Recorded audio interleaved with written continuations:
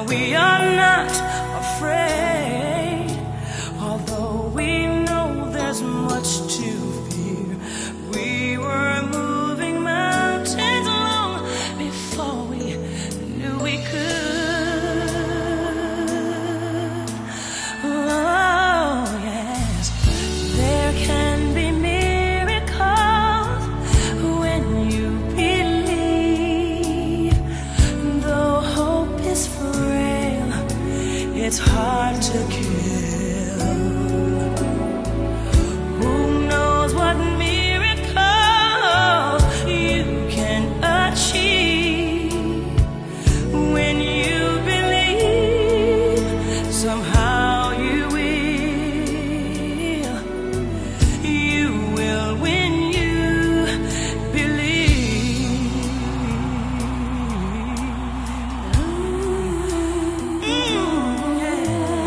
In this time of fear, when prayer so often proves in vain, hope seems like the summer birds too swiftly flown away.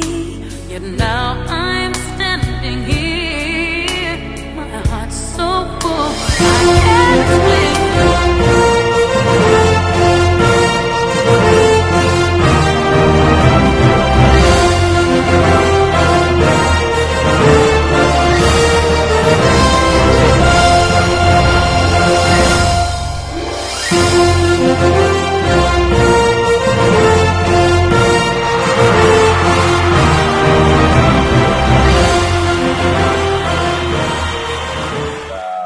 Langsung panggil aja Mas Erwin, kita panggil ya. Selamat sore Mas Erwin. Ya, selamat sore Mr. Jun.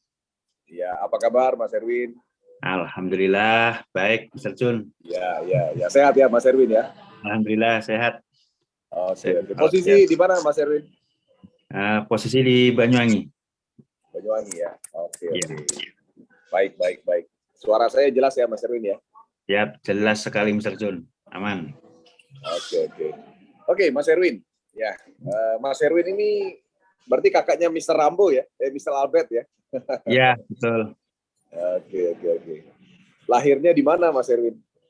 Saya lahir di Genteng Banyuwangi. Genteng Banyuwangi ya. Oke. Ya. Boleh cerita sedikit Mas Erwin masa kecilnya tadi? Tadi kalau bisa dikatakan luar biasa, masih simpan foto bersama orang tua tuh hebat ya. Banyak orang yang tidak masih simpan itu, tapi Mas Erwin masih simpan ya? Iya, betul saya simpan itu. Gimana Mas? Cerita masa kecilnya gimana? Boleh cerita sedikit? Kalau untuk masa kecil ya, kebetulan orang tua saya itu kan, ibu saya itu orang Probolinggo. Kalau ayah saya itu orang Gorontalo. Oke.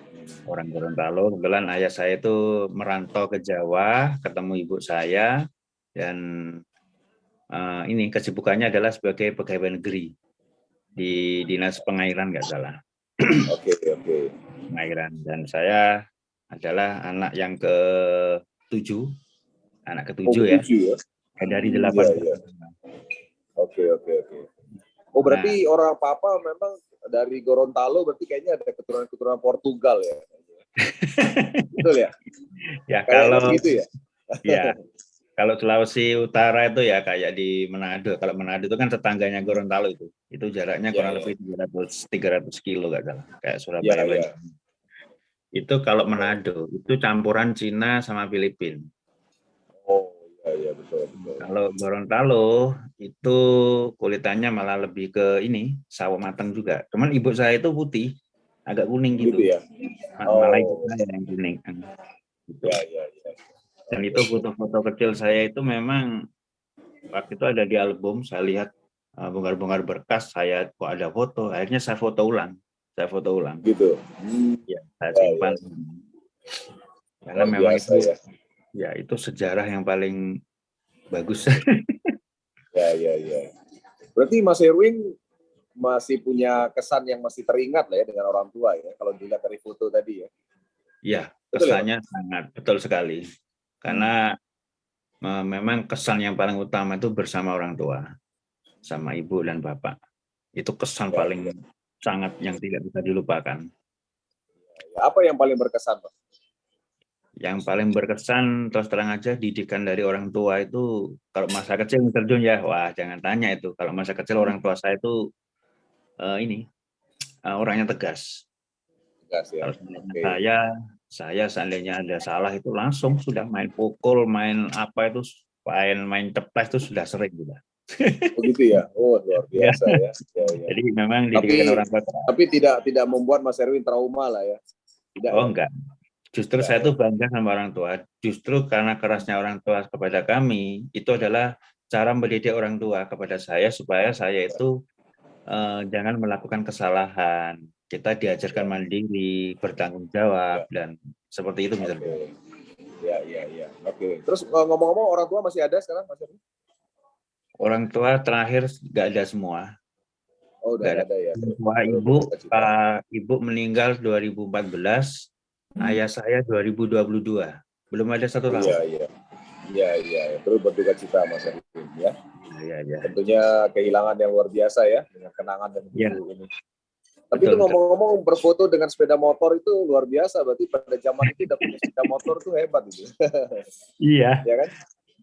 Betul. Ya memang waktu itu secara ekonomi alhamdulillah bagus untuk orang tua saya waktu itu ya. Karena memang ekonomi waktu itu masih punya sawah, punya usaha konvensional, itu ibu saya. Dan ayah saya memang pegawai negeri. Jadi ibu saya itu yang usahanya ibu. Ya, ya, ya. Kemudian Mas Erwin setelah selesai SMA, kuliah atau bagaimana, bekerja atau gimana Mas? Boleh diceritakan? Yes, oke. Setelah lulus SMA saya memang terpengaruh dengan lingkungan. Jadi di lingkungan saya itu nggak ada yang kuliah, jadi kebanyakan banyak yang bekerja. Ada yang kerja di Bali, ada yang kerja di Surabaya, dan saya ikut-ikutan kerja di Surabaya. Waktu itu di satu industri ini, di pabrik mie dulu. Tahun 95 sampai tahun 98 Mr. Jun, saya 3 tahun kerja di pabrik. Oke.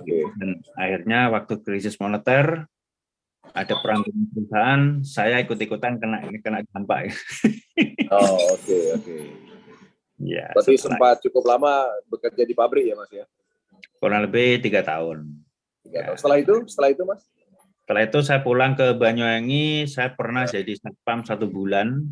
Satpam, bukan satpam kantor, tapi satpam perkebunan milik pribadi gitu, 1 bulan saja. Setelah itu saya lanjut ini iseng-iseng aja, waktu masih bujang ya waktu itu, tahun 98 saya iseng-iseng menjadi penyiar radio. Oh, iya. Ya, penyiar radio FM di wilayah daerah sini. Karena saya memang suka musik, waktu itu juga saya masih gondrong juga waktu itu. Jadi acara saya acara metal waktu itu. Oke. Sempat usaha atau apa Mas Erwin? Pernah usaha jualan es teler. Oke. Iya. Itu umur berapa itu Mas? Itu waktu menikah. Kalau sebelum menikah saya belum pernah membuka usaha, menjadi karyawan terus. Ikut orang terus saya.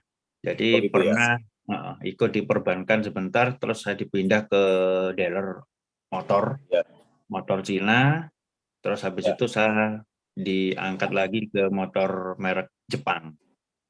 Sampai mulai dari office boy sampai sales counter sampai jadi manajer. Sempat jadi manajer ya. Oke. Nah, ngomong-ngomong apa enak nggak enaknya jadi karyawan? Boleh ceritain nggak?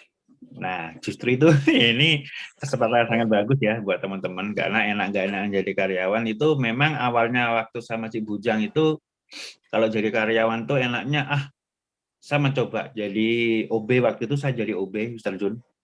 Gaji masih kecil sekali. Saya merasa jadi OB tuh nggak enak ya. Paling enak itu jadi sales ini. Karena kalau jadi sales tuh kayaknya gajinya lebih bagus ini. Nah, akhirnya saya mencoba menjadi sales counter dalam satu dealer itu ya. Setelah saya capai sales counter, akhirnya saya dikasih target sama manajer. Targetnya adalah harusnya sekian, penjualan harus sekian. Dan nanti kalau mau terpenuhi targetnya, nanti akan dapat bonus. Akhirnya saya kejar itu saya kadang dapat, tercapai, kadang nggak tercapai. Kalau seandainya tercapai, kita dapat bonus, seandainya nggak tercapai, mungkin kita kena damprat gitu. Ya. Gimana? Nah, akhirnya saya berpikir, wah paling enak itu jadi manajer ini, karena kalau jadi manajer istilahnya paling enak itu di karyawan kita kan ada sales, ada bengkel, ada itu ya. Kita tinggal controlling gitu. Ya. Kita tinggal menyuruh atau mungkin kita bisa membantu apa. Nah, setelah itu saya kurang lebih 2 tahun kerja itu saya jadi manajer. Nah, jadi manajer alhamdulillah ternyata gaji lumayan bagus. Dapat fasilitas mobil, juga dapat gaji yang bagus ya. Terus dapat bonus-bonus juga gitu. Dan waktu itu saya di dealer, adik saya masih sekolah. Mr. Rambu itu masih sekolah SMA, dan saya bilang kepada orang tua untuk seluruh biaya adik sekolah biarkan saya yang mengcover. Jadi di sini ada kebanggaan tersendiri, kita sebagai anak itu bisa membantu orang tua, Mr. Jun.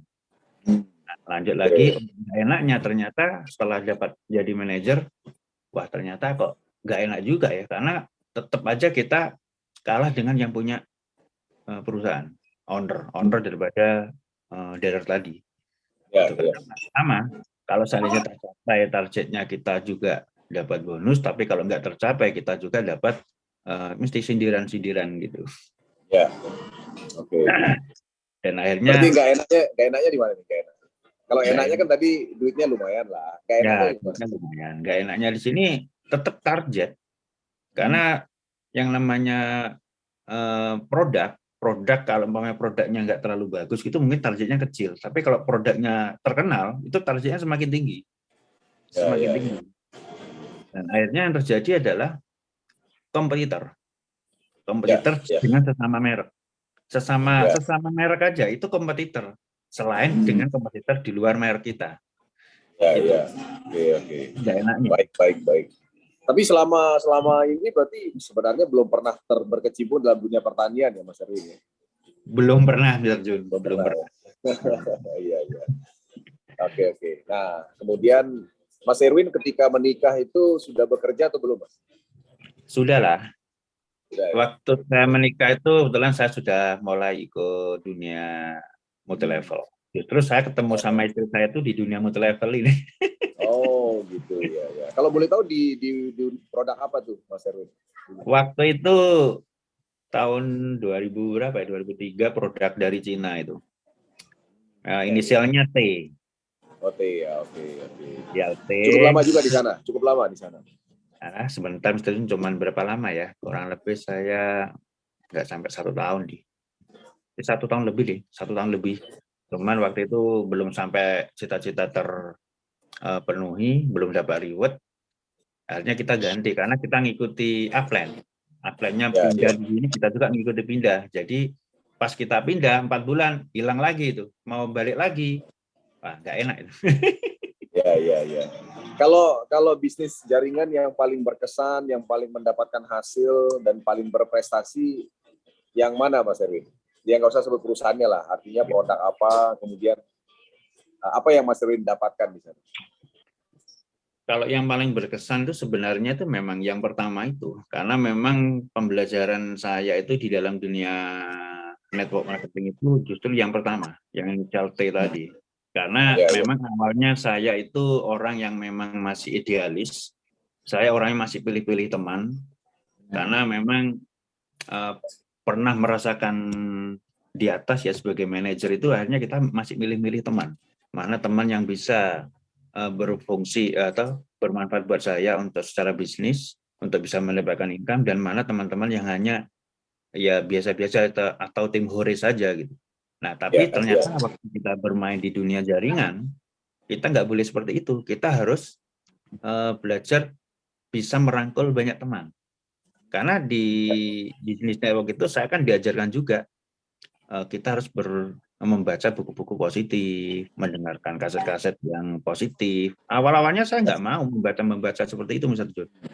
Karena nggak penting, biasanya saya konvensional, kenapa saya harus baca buku, kenapa saya harus mendengarkan video seperti ini, kaset-kaset itu, kaset yang putaran dulu, itu nggak penting. Tapi ternyata setelah saya mendalami Terus terang saya kenapa ikut dunia jaringan itu, yang paling poin itu saya melihat video Pipo dan Embro.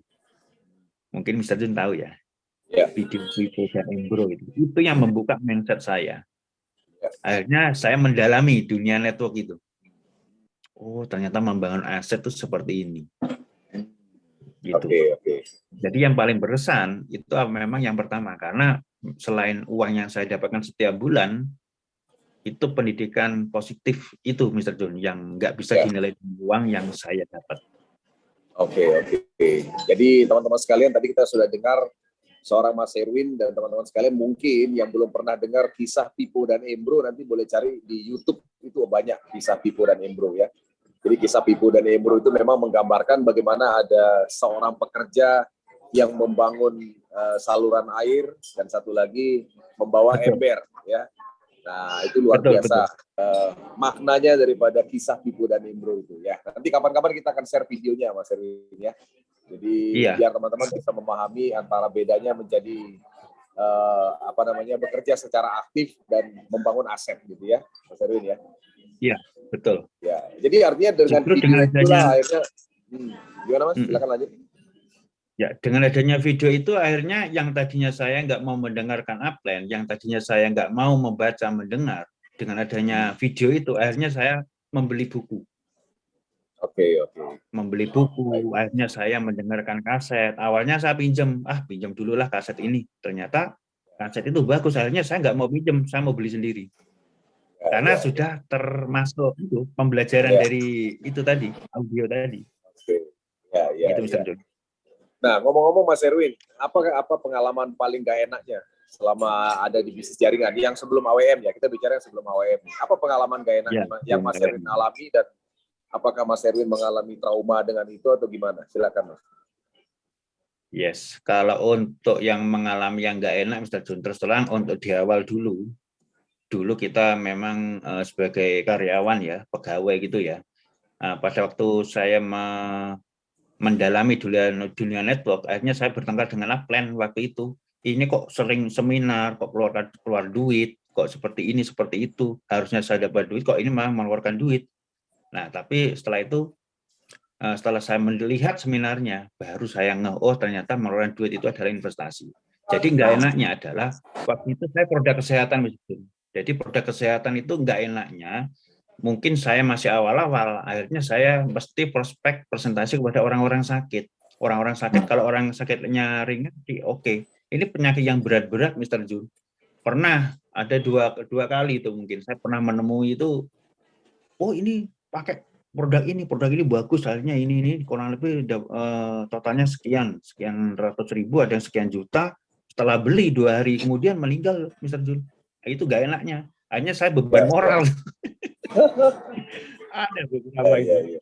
Itu yang pertama dari sisi produknya. Yang kedua dari sisi hubungan dengan tim, itu kadang-kadang nggak enak juga pernah kita rasakan. Karena mungkin namanya kita leader baru itu pasti masih ada ego, ada segala macam, ada peraturan yang menurut kita itu bagus, ternyata memang nggak bagus. Makanya di sini sangat beruntung sekali dengan adanya komunitas. Pentingnya community untuk mengupgrade diri dalam hal pendidikan apa namanya? Positif untuk diri sendiri. Seperti kayak buku-buku positif itu. Betul. Oke. Alhamdulillah dengan adanya buku positif itulah. Di dalam buku positif itu yang membuka mindset saya, kenapa saya harus ke dunia network. Itu yang paling utama adalah buku ini, Rich Dad Poor Dad, miliknya Robert Kiyosaki. Itu yang membuka mindset saya. Oke.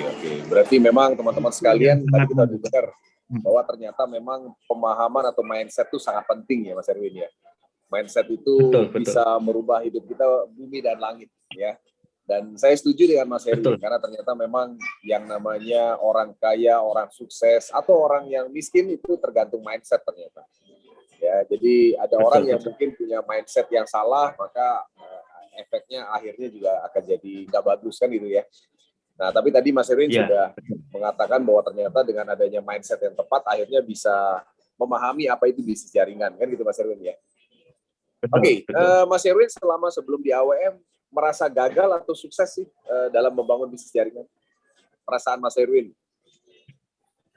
Kalau perasaan saya sih, kalau dibilang gagal atau tidak itu tergantung daripada kita sendiri merasakannya, Mr. Jun. Memang secara secara nyata itu harusnya ada reward tertentu yang harus kita capai. Ya. Entah itu reward berbentuk produk, reward berbentuk barang, atau yang lain-lain. Nah, ini yang saya alami adalah itu saya dapat keuangan dari penjualan produk, karena memang basicnya saya itu adalah marketing di dalam otomotif. Saya jago jualan. Nah, memang uang saya banyak di luar sistem, tapi di main sistem saya kalah di situ. Nah, akhirnya di sebelumnya pun kita hampir. Nah, ini kalau bicara hampir dapat reward karena yang sebelumnya yang harusnya saya itu segera dapat mobil dalam sekian poin dapat, kebetulan ada COVID, nggak jadi dapat. Jadi dapat karena memang ada krisis global gitu. Akhirnya setelah krisis mulai terhilang, ya ini balik lagi banyak yang tenggelam. Hampir dapat gitu. Paling jadi banyak perusahaan itu terganggu karena COVID ya, Mas Erwin ya? Yes, betul. Tapi dengan itu merasa kapok atau trauma dengan bisnis jaringan, Mas? Enggak ya? Ada sisi sebenarnya gini, Mr. Jun. Saya pernah waktu sebelum AWM ya, saya pernah saya itu kok bosen juga ya main MLM ya atau network marketing. Akhirnya saya mencoba jualan konvensional. Waktu yang pernah saya lakukan seperti tadi, Mr. Jun, saya pernah mencoba menjadi usaha es minuman itu, minuman es teler, es cappuccino, es coklat, es vanila gitu. Saya pernah lakukan itu. Dan memang secara keuangan waktu itu saya dapat setiap hari itu saya dapat 500, 800, bahkan 1 juta setiap hari itu omset. Gitu. Jadi saya enjoy di situ. Tapi tetap waktu itu adik saya tetap nggak mau mencoba usaha konvensional, main tetap jaringan, hampir dapat mobil. Cuman sekali lagi, setelah saya enjoy dengan konvensional, saya berpikir, kok paling enak tetap jaringan lagi ya. Kenapa? Karena saya bisa silaturahmi, bisa dapat reward, ada penghargaan. Tapi kalau saya usaha seperti ini nggak ada penghargaan. Saya coba dengan cara sistem harus buka cabang. Ternyata nggak gampang konvensional, Mr. Jo. Karena memang untuk pengusaha seperti itu perlu sistem yang betul-betul harus up to date. Memang betul-betul yang memang harus secara rinci itu harus bisa diandalkan pada saat kita nggak bisa mengontrol gitu. Saya belum bisa di situ, Mas ya. Karena memang saya belum ada sistem kayak franchise, belum ada sistem konvensional secara skill, secara keuangan, secara ini belum ke sana. Dan itu ribetnya di situ. Betul, ya. Teman-teman sekalian, kita udah dengar tadi ya, Mas Erwin ternyata punya pengalaman membangun bisnis konvensional ya, dan cukup berhasil. Namun ternyata teman-teman tadi bisa dengar sendiri bahwa seorang pengusaha seperti Mas Erwin ternyata tidak hanya melulu membutuhkan uang saja dari sebuah bisnis, tapi ternyata perlu juga yang namanya penghargaan ya.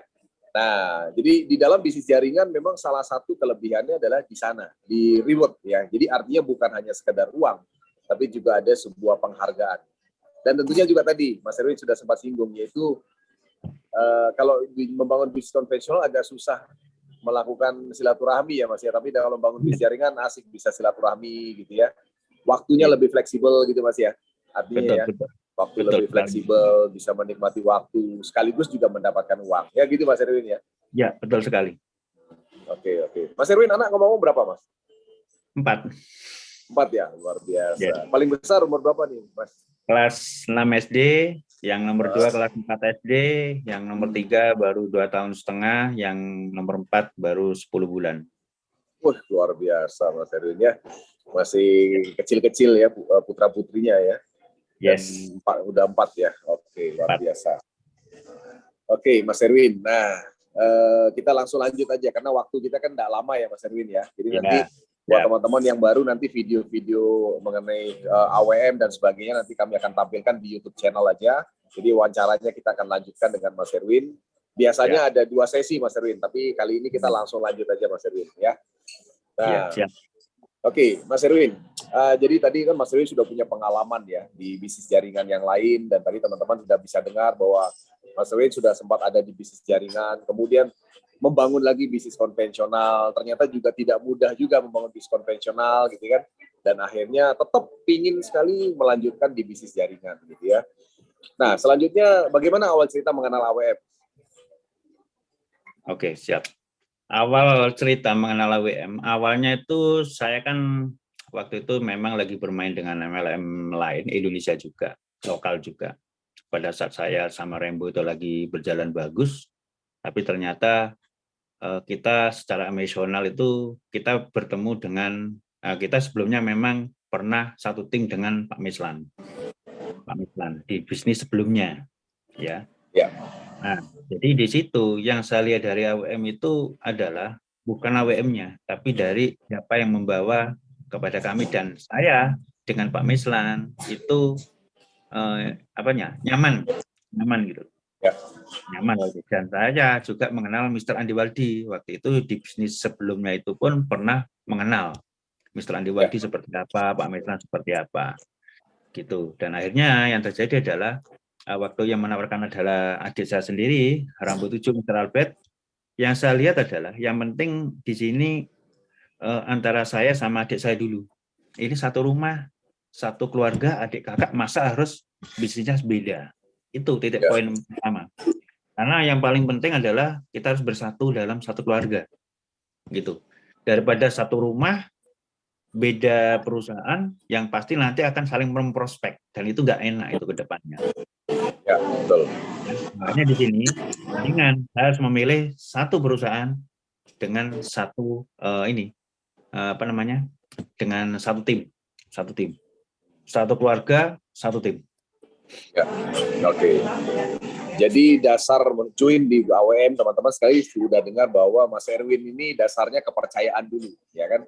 Artinya kepercayaan karena sudah mengenal Pak Andi Waldi, Pak Mislan, dan tentunya juga didukung oleh saudara kandung beliau, misal Albert Rambo kan. Nah, teman-teman sekalian, tadi kita udah dengar bahwa ini adalah hal yang terpenting memang dalam membangun bisnis jaringan. Jadi artinya kalau teman-teman sekalian ingin membangun bisnis jaringan yang pas, tentunya pertama tadi jaga hubungan ya Mas Erwin ya. Betul. Ya, artinya tentunya Mas Erwin punya kepercayaan dengan Pak Mislan dan Pak Waldi karena di bisnis sebelumnya seorang Pak Mislan mungkin masih menjaga hubungan baik dengan Mas Erwin, betul ya Mas ya?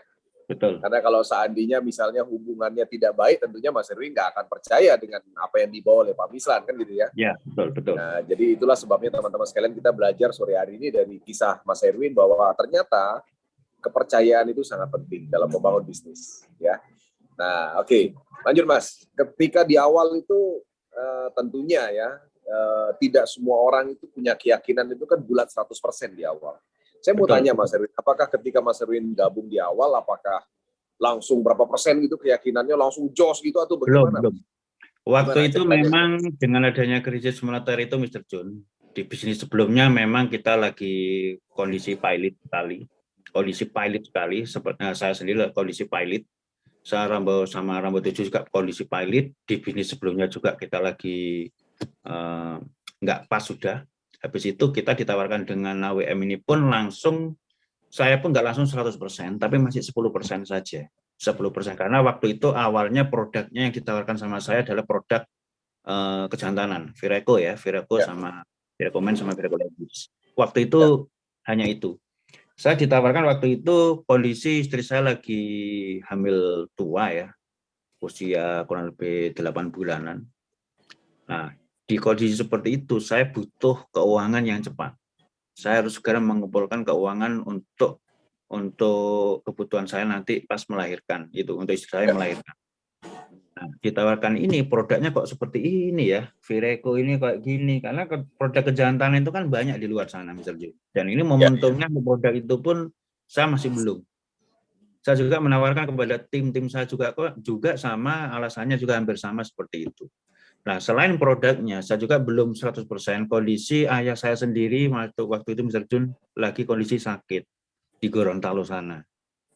Di Gorontalo sana saya dikirimi video sama ibu, sudah masuk ICU, Akhirnya saya dengan kondisi finansial yang kurang bagus, saya berangkat ke Gorontalo.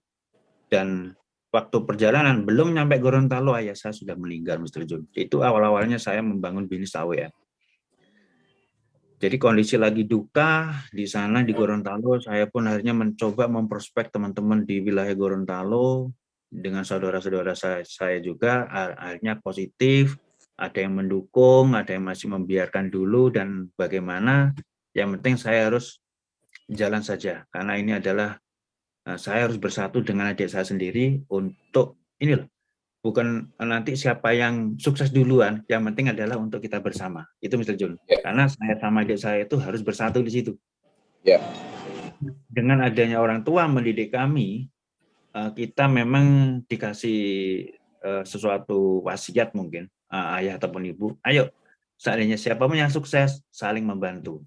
Siapapun yang sukses, entah Erwin ataupun Albert, itu saling membantu. Itu dari orang tua waktu itu. Jadi saya melihatnya adalah, sudah kita gas saja. Walaupun produknya waktu itu masih Viracomen, Viracoladies. Yang saya jual itu adalah sistemnya Mr. Jun. Tapi ya itulah, kalau memang membangun untuk luar kota dan memang saya belum move on, jadi artinya belum bisa 100%. Jadi secara apa ya? Secara persentase itu rohnya masih kurang gitu. Nah, akhirnya setelah pulang dari Gorontalo, kebetulan saya ketemu sama Pak Meslan sama Pak Andi Waldi di stasiun Surabaya. Waktu itu ada pertemuan dengan P2LI, nggak salah. Ketemu di stasiun hanya kurang lebih 15 menit, Mr. Jun.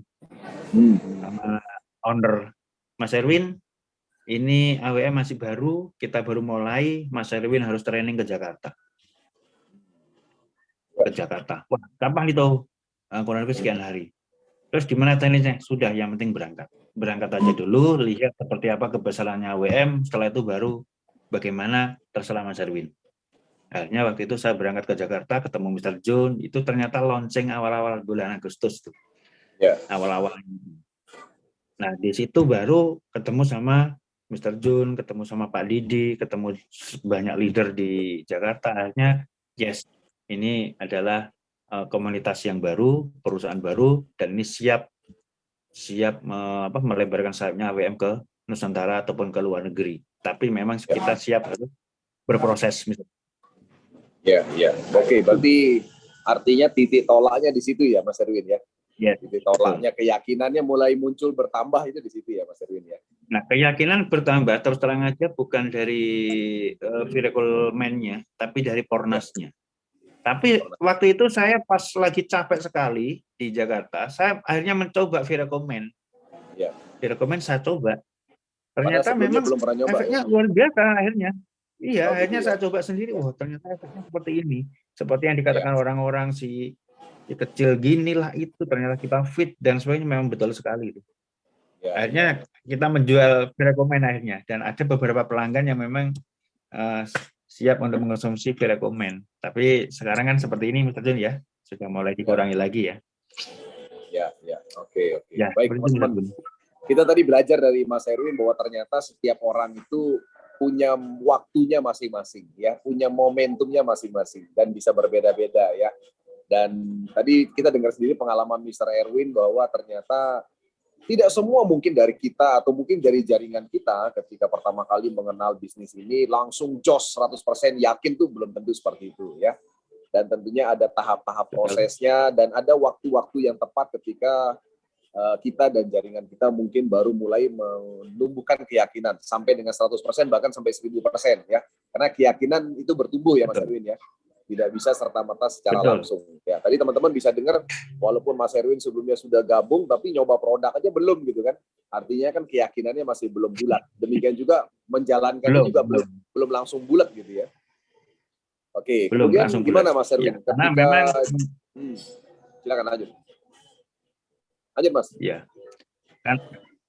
Karena kita bisa 100%, makanya di sini kan saya memilih Pornas, karena Pornas itu kan satu sisi bidang pertanian, dan memang saya sebelumnya di AWM, sebelum AWM saya juga berpikir gini, adakah produk yang memang seperti pupuk pertanian waktu zamannya T, waktu itu kan kita pernah nih di zaman T yang dulu itu pupuk, pupuk hayati gitu. Nah ini saya kepengen masuk dunia itu lagi lah. Ternyata AWF waktu saya ke Jakarta ada Pornas. Makanya di sini ada greget. Nah, cuman kabar nggak bagusnya adalah Pornas ini masih baru dan belum ada Deptan. Nah itu kan. Nah makanya di sini saya tetap berpikir positif. Berarti saya harus pulang ke Banyuwangi, saya harus download ini. Ini harus saya cobakan kepada petani-petani. Sama seperti saya ke konvensional dulu waktu di dalam Mr. Jun. Saya sebelum melakukan suatu penjualan, saya harus mengenal produknya dulu. Produk ini seperti apa spesifikasinya, terus ini untuk pasar-pasarnya kemana, terus seperti faktanya kayak apa, itu baru saya bisa yakin. Nah, sama dengan Pornas. Deptan belum ada, tapi saya harus coba produk ini kepada petani. Ini, nah kebetulan petani saya untuk wilayah Banyuwangi saya coba kepada petani jagung, Mr. Jun. Petani jagung kayaknya orangnya ada di sini, Mr. Anas. Ya, ini adalah kelinci percobaan saya jagung. Kebetulan Mr. Anas ini adalah salah satu marketing network lain, ya. Tapi dunia pupuk juga, tapi nggak jalan. Dan ini saya mencoba, akhirnya saya juga bertransformasi dengan Mr. Anas untuk mencoba Pornas ini di lahannya. Dan alhamdulillah jagung ini dicoba mulai lahan mulai awal, biasanya habis berapa pupuk kimianya, ini hanya pakai kurang lebih 20 kilogram. Itu memangkas 80% pupuk kimia. Nah, setelah itu percobaan selanjutnya sampai 3 meter tingginya, dan sampai panen, itu akhirnya pembuktiannya adalah kenaikan 20%. Dengan pupuk kimianya hanya 20% saja. Jadi memangkas 80%, Mr. Jun. Nah, disitulah akhirnya yakin, akhirnya kita mencoba kepada lahan-lahan yang lain. Ada cabai, ada padi, dan segala macamnya. Nah, disitulah percobaan-percobaan, download yang kami lakukan, apalagi dengan adanya jagung tani ini, akhirnya mulai memperbanyak testimoni sebanyak mungkin di masing-masing tim wilayah Banyuwangi. Gitu, Mr. Jun. Ya, oke. Kalau boleh tahu nih, Mas Erwin, pada saat awal menguji coba Pornas kepada petani di sekitar Mas Erwin, itu Mas Erwin berikan demplot secara gratis atau mereka beli atau gimana sistemnya, Mas? Biar jadi patokan buat teman-teman yang lain. Ya, untuk patokan di awal, kalau dulu awal-awal saya awalnya memang saya kasih aja 2-3 saset gitu ya. Tapi Pak Anas itu tahu. Saya bilang gini, nah ini tekniknya kepada teman-teman. Saya ngasihnya nggak langsung 1 box. Saya ngasih hanya 2 saset, maksimal 3 saset. Nah, pada saat Mr. Anas saja, Mr. Anas waktu pertama kali, Pak Anas ini saya kasih 2 saset. Ini untuk percobaan lahannya Pak Anas. Wah, ini kalau lahan saya hanya 1/4 gini kayaknya kurang, Mr. Erwin. Mendingan saya beli aja 1. Tapi yang 2 tetap saya kasihkan. 2 saset tetap saya kasihkan. Pak Anas beli 1 box. Nah, 1 box itu pun separuh serbuk, separuh cair. Itu akhirnya oke, ini sangat bagus sekali. Itu adalah strategi kita untuk download. Kita nggak bisa ngasih sebanyak gitu. Makanya kita sebagai pemasar, kita harus punya produk. Makanya ini saya sangat setuju sekali punya yang fast track ini ya. Minimal saya bisa RO, pembelian produk, saya punya produk, bisa untuk saya kasihkan, tapi jangan banyak-banyak. Untuk memancing, itu hanya 2-3 saset. Kalau dia kurang, beli 1 box atau 2, kebutuhannya dia berapa. Gitu. Karena saya berpikir gini, kepada teman-teman, kepada Bapak Tani, biasanya kan Bapak ini kan sudah sering nih dikasih produk gratis. Dikasih produk gratis, dikasih produk subsidi, dikasih produk yang mahal, dikasih produk yang murah. Sudah Bapak coba dengan gaya masing-masing Bapak. Pertanyaan saya satu, sudah puaskah dengan hasilnya? Rata-rata mereka menjawab bareng nggak puas. Nah, untuk itu, ayo kita coba dengan Pornas. Pembuktian sudah ada, ini ada jagungnya seperti ini, cabainya seperti ini. Saya di-download gratis. Semuanya ayo beli bareng-bareng dan kita download bareng-bareng kepada seluruh lahan yang ada di sekitar sini. Saya bilang gitu, Mr. Jun. Dan akhirnya mereka nggak ada yang saya kasih gratis. Rata-rata mereka semua beli, Mr. Jun. Walaupun hanya belinya 1 box, 2 box, masalah. Ya, luar biasa ya. Ini satu strategi yang bagus ya buat teman-teman AWM seluruh Indonesia. Jadi kalau ngasih contoh kepada petani, dempot jangan banyak-banyak, jangan ngasihnya 1 box. Ngasihnya seperti Mas Erwin tadi 2 atau 3 saset saja ya. Nah, tapi memang 2-3 saset itu memang kelihatan hasil ya Mas Erwin ya, sehingga mereka akhirnya mau beli 1 box atau 2 box atau seterusnya ya, Ya, Mas Erwin ya. ya, strategi saya gini, Mr. John. Saya kasih 2 saset, saya bilang gini, oke, 1 saset ini untuk 1 tangki, langsung pakai 15 liter, jangan 20 tapi 15 supaya agak kental. Yang pertama, pakai satu gulut gitu aja, satu gulut, satu area gitu aja. Nah, habis itu 5 hari sekali semprot lagi yang kedua. Jadi jaraknya interval 5 hari sekali. Supaya 2 saset tadi betul-betul satu lahan yang kecil tadi itu maksimal. Dan situ biasanya, Mr. Jun, pasti ada perubahan dengan tanamannya. Dan itu banyak terjadi di Banyuwangi, kayak di timnya ini Wangsorjo Banyuwangi yang tadinya jagungnya kimianya sedikit, sekarang full Pornas. Oh, luar biasa ya.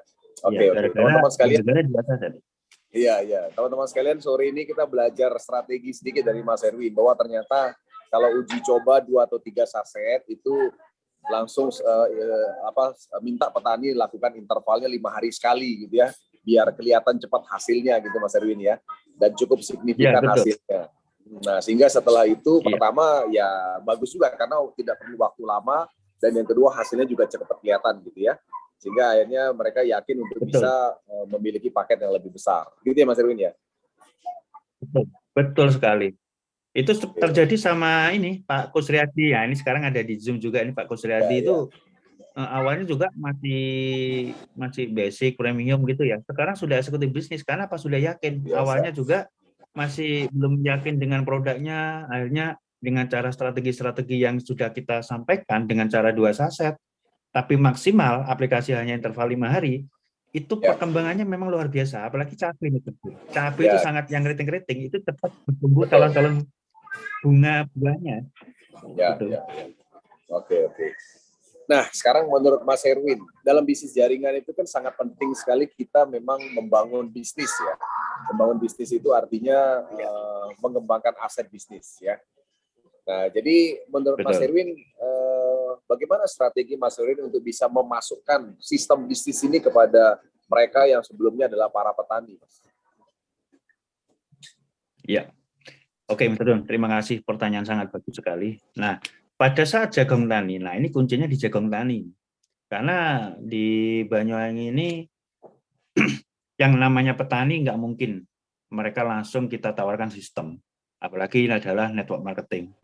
Jadi di jagung tani itu adalah seperti yang diarahkan sama Mr. Didi di LT kemarin di Malang, bahwa jagung tani itu adalah kita berkumpul dengan sesama petani, kita ngobrol santai sambil ngopi rokok, sambil makan cemilan ringan gitu ya, sambil membahas masalah keluhan-keluhan petani. Itu. Nah, keluhan petani itu apa? Terus kita kasih solusi-solusi. Solusinya apa? Oh, kalau umpamanya asamnya tanah terlalu asam, telah cek pH, solusinya ini dulu. Jangan langsung Pornas. Pornas terakhir. Nah, setelah itu solusi-solusi. Nah, dari sekian banyak orang jagung tani, Mr. John, pasti ada yang nantinya akan kita lihat di mana respon-responnya nanti. Dan nanti akan kita comot mereka-mereka yang responnya bagus, akan kita jadikan leader di sini. Jadi di sini kami nggak mencari leader-leader hebat yang kayak sebelum-sebelumnya. Oh, berarti kalau leader ini, kalau gerbongnya sekian, ini banyak ini. No, sekarang kita mencari leader, menciptakan leader baru dari petani. Siapa itu? Potan-potan, gak potan itu, Mr. Jun. Dan mereka pasti akan membeli produk. Karena apa? Saya orang marketing, jadi saya harus paham ini arahnya kemana untuk masalah produknya. Tapi sambil lalu kita juga mencari link yang besar nanti, Mr. Jun. Dan ini memang ada beberapa incaran-incaran yang memang harus kita bahas untuk menjadi AWM Store, akan menjadi penggerak seperti kami. Nanti akan kita pilih satu persatu. Kita pilih dari petani tadi. Gitu, Oke, luar biasa ya. Oke, Pak Zulkarnain, silakan. Katanya mau bertanya. Mas Erwin, saya mau tanya, ada sedikit yang dengan masalah dari sistemnya. Kalau dari permasalahannya Mas Erwin bilang tadi, sesuai dengan Mas Erwin bilang, kita udah ngalami juga kayak gitu waktu pas di Padang. Bagaimana kiat-kiat kita untuk mengatasi yang produk yang kita kasihkan dengan testimoni tadi Demplot, yang 2 saset atau 3 saset, tapi produknya vegetatif tadi dia sudah nampak pembuktiannya. Tapi untuk membeli gabung, itu dia nggak mau. Gimana untuk mengatasi itu? Sekian, terima kasih. Ya, namanya persentase itu kan pasti ada dua kemungkinan, yes atau tidak, kan gitu, Mr. Jun, Bapak Coach ya tadi ya. Nah, untuk memberikan dua saset, yang pertama kita harus ikhlas memberikan itu yang pertama. Yang kedua adalah kita kasih edukasi terkait masalah teknis di lapangan, cara aplikasinya.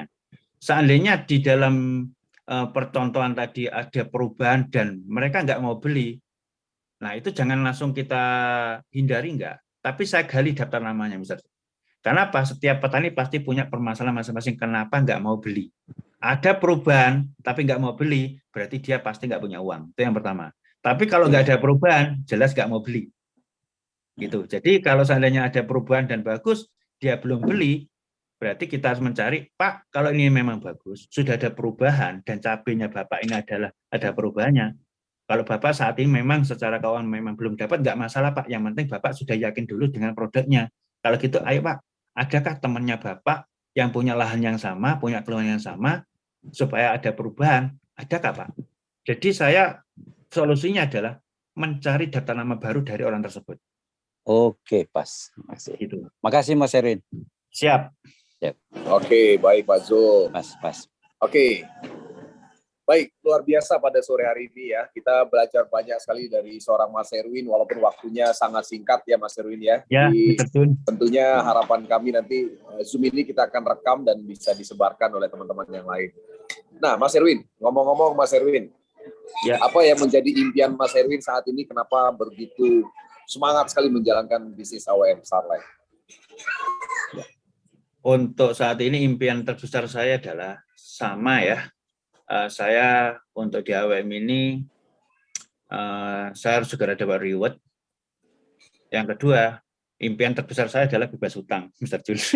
Ya, sorry, reward apa yang mau dikejar? Karena Mas Erwin kan sudah dapat reward Tour Asia nih. Reward apa yang mau dikejar? Yang pasti mobil. Mobil itu ya. impian terbesar saya karena saya punya anak 4, ya kan. Jadi nanti ke depan saya bisa jalan-jalan dengan keluarga saya dengan pakai mobil, nggak pakai motor lagi. Yes, amin, luar biasa. Sebentar lagi Mas Erwin ya. Insya Allah. Terus yang tadi yang impiannya adalah ingin bebas hutang ya Mas Erwin ya? Yes. Oke. Karena memang nggak menutup kemungkinan waktu krisis moneter, keuangan itu sama dengan kita pegang es, Mr. Jun. Semakin kita pegang, tetap aja netes itu. Betul. Ya, teman-teman banyak sekali ternyata dari kita juga semua menginginkan hal yang sama seperti Mas Erwin ya. Seperti tadi misalnya pingin bebas hutang dan juga pingin bisa mendapatkan reward mobil secara cash, tentunya bukan berhutang lagi ya Mas Erwin ya. Yes. Nah, jadi ini adalah tempatnya teman-teman sekalian ya. Kita sudah menyediakan reward secara cash yang bisa didapatkan melalui AWM ya.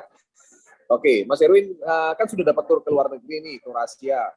Apakah tidak punya keinginan untuk mengajak timnya untuk sebanyak-banyaknya berangkat nih Mas Erwin?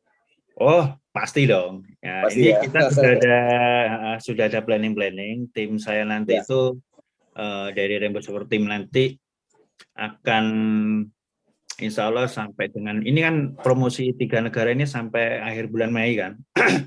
Jadi insya Allah setelah Lebaran ini banyak planning yang memang sudah kita targetkan. Itu ada beberapa orang yang akan siap go 3 negara lagi selain gitu. Dan target saya nanti sukseskan orang lain dulu untuk 3 negara. Nanti insya Allah kita nanti akan lebih tinggi rewardnya. Bisa tur Eropa dan selanjutnya. Itu bisa kalau di sini ada Mr. Anas, Mr. Kenaro, ada Mr. Oni, Mr. Kusriadi, ada siapa lagi, tim-tim Rainbow akan kita kawal untuk menuju tur 3 negara. Mr. Jun. Oke, mantap ya. Oke, baik, bagi timnya Mas Erwin bisa dengar sendiri tadi upline-nya benar-benar punya tugas yang mulia ya, dan tentunya ingin mengajak Anda semua untuk bersama-sama tur ke luar negeri rame-rame ya, karena pasti nanti gulungannya akan lebih besar lagi kalau bisa rame-rame berangkatnya ya Mas Erwin ya. Betul, karena satu kebanggaan tersendiri Mr. Jun, kalau seandainya orang kalau petani yang nggak pernah keluar negeri bisa ke luar negeri, itu kepuasan tersendiri Mr. Jun. Betul sekali, apalagi dapat mobil ya Mas ya. Yes. Ya. Baik teman-teman sekalian, kita sudah sampai di penghujung acara karena sudah sebentar lagi waktu untuk berbuka puasa. Kita cukupkan pada sore hari ini ya. Terima kasih Mas Erwin waktunya pada sore hari ini. Semoga bermanfaat dan membawa pahala buat teman-teman AWM Star Life seluruh Indonesia. Dan tentunya bisa ditiru strategi-strategi yang tadi sudah disampaikan kepada kita semua. Dan tentunya saya juga belajar banyak sekali pada sore hari ini dari seorang Mas Erwin ya. Sesuatu yang kita tidak pernah dengar, tapi hari ini kita dengar bagaimana strategi di lapangan langsung yang diterapkan oleh Mas Erwin dan tim. Yang sederhana tapi bisa ditiru, diterapkan di seluruh Indonesia ya. Terima kasih buat Mas Erwin.